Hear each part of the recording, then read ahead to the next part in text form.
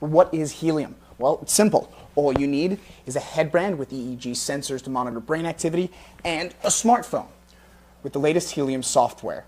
Now, all you have to do is put on the headband and fire up the experience.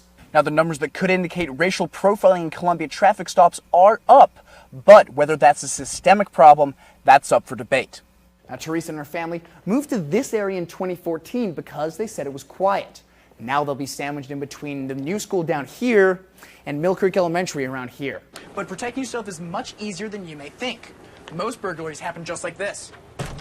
These reports happen in and around areas around major highways such as the I-70 corridor and the I-44 corridor. While the water behind me might look cold and refreshing, if you take a closer look, you'll find the truth is a little bit murkier.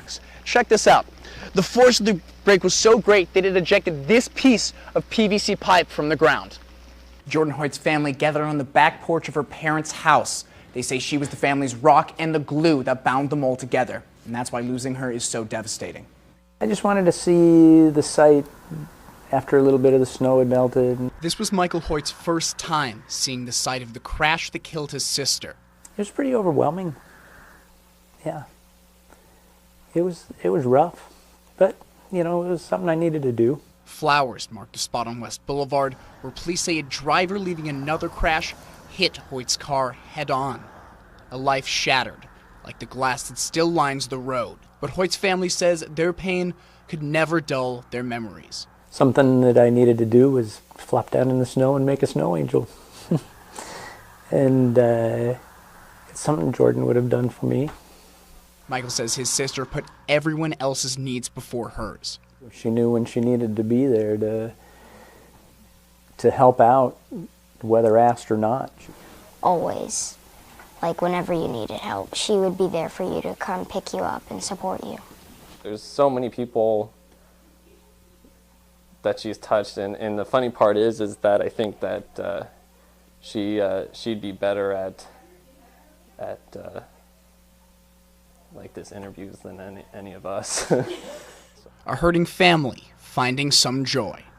It gives us a lot of comfort knowing that she'll live on in a lot of people's memories. It's just what Jordan would want. Earlier, you heard from Jordan's niece, Natalie. She says one of her favorite gifts from Jordan is a scarf, because every time she puts it on, it feels like Jordan's giving her a hug. In the studio, Blake Salmon, KOMU 8 News. On July 19th, Stretch Duck 7, just one of the ducks here at Ride the Ducks in Branson, plunged to the depths of Table Rock Lake, claiming the lives of 17 people.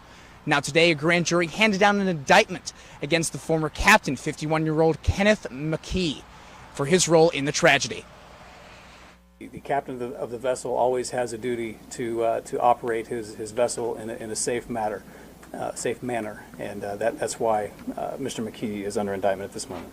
U.S. Attorney for the Western District Tim Garrison announced the indictment at a press conference in Springfield Thursday afternoon. Flanked by local law enforcement, Garrison laid out the indictments, 17 counts of negligence and misconduct against McKee. Each of the 17 counts in this indictment represents a life that was lost when Stretch Duck 7 sank while being piloted by Mr. McKee. The indictment alleges McKee's behavior both before and after contributed directly to the deaths. Behavior like taking the boat into conditions it couldn't handle, as well as failing to raise the side curtains, failing to tell passengers to put on their life vests, and failing to get ready to abandon ship both times the ship's bilge warning went off. McKee faces Class C felony charges. If convicted, he could spend up to 10 years in prison without the possibility of parole for each count and a $250,000 fine. Garrison says the indictment is only the beginning. We're strongly committed to bringing this investigation to a conclusion as quickly as we can without sacrificing or compromising the integrity of this investigation.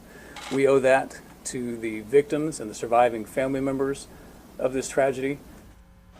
Now, Garrison says while McKee is not currently in custody right now, he is expected to turn himself in.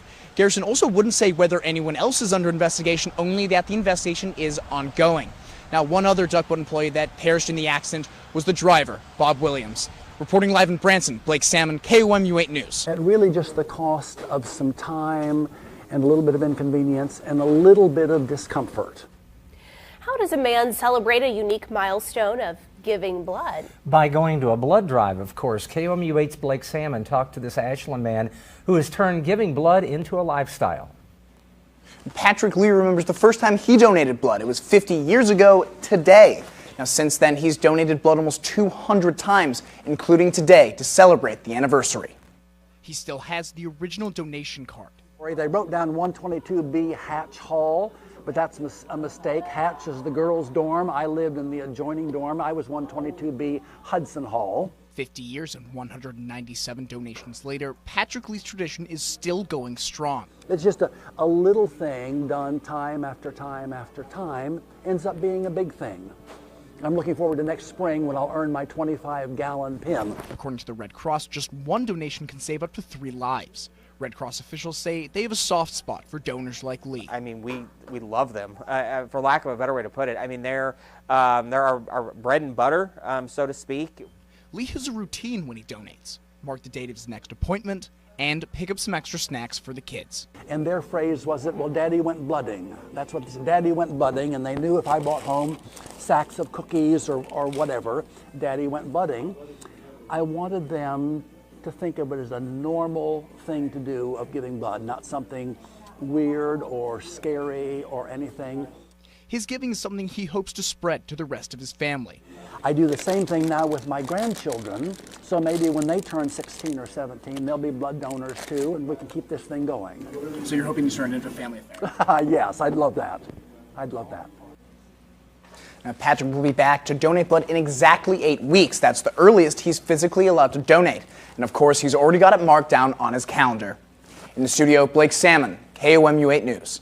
It won't install or a frozen screen. It seems like technology is always a challenge. A Columbia-based virtual reality storytelling company hopes to change that. StoryUp designed a series of products to help people slow down and connect with their emotions. You might see a familiar face in this one. KOMU8's Blake Salmon visited the company looking to technology to improve mental health and shows us what he found.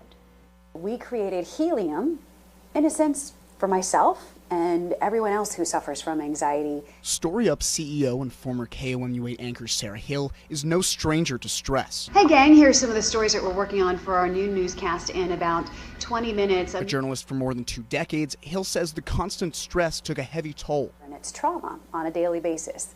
And I suffered from anxiety, and I had to get out of the business for a little while. Hill founded StoryUp in 2015 while working with Veterans United to help terminally ill World War II veterans experience an honor flight, even though they were too sick to make the trip. StoryUp created a virtual reality tour of Washington, D.C. Oh. What did you think of that?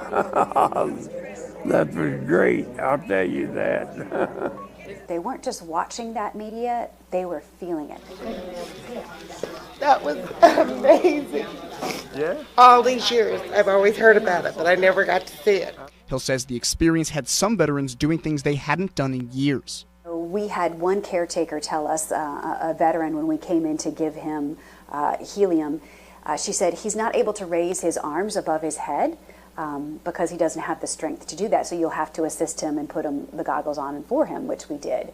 Halfway through that experience, that veteran had his arms above his head, trying to reach out for the people that he saw in the screen. So Hill took the technology a step further. She and psychologist Jeff Tarrant got a provisional patent on virtual reality therapy. What is helium? Well, it's simple. All you need is a headband with EEG sensors to monitor brain activity and a smartphone with the latest Helium software. Now, all you have to do is put on the headband and fire up the experience. Hill says the science behind Helium is solid. 2 peer-reviewed journals just recently came out with studies showing that helium not only reduces self-report anxiety, but it increases feeling of positivity in a group of firefighters. Helium's core concept is the idea that your thoughts have the power to change your world.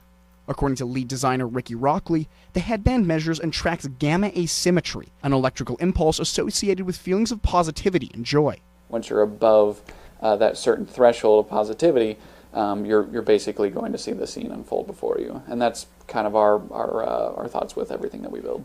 Now, people aren't the only beings that experience stress. Rockley says the Burr Oak has seen better days. It's been around for 350 years or so. It's been in the family for 7 generations. And so, when I saw it, I wondered what it would look like, before they built the road next to it, before it had been defaced. The experience opens onto a grim scene, but it doesn't have to stay that way.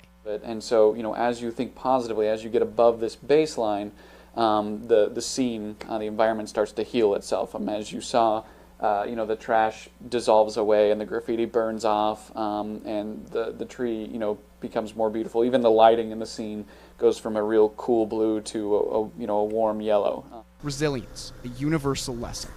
That Burr Oak has been through floods, droughts, graffiti, all kinds of things, and yet it endured. Hill says helium is already being used around the country, from nurses suffering from compassion fatigue to U.S. Navy sailors needing some time in nature when they're surrounded by nothing but water.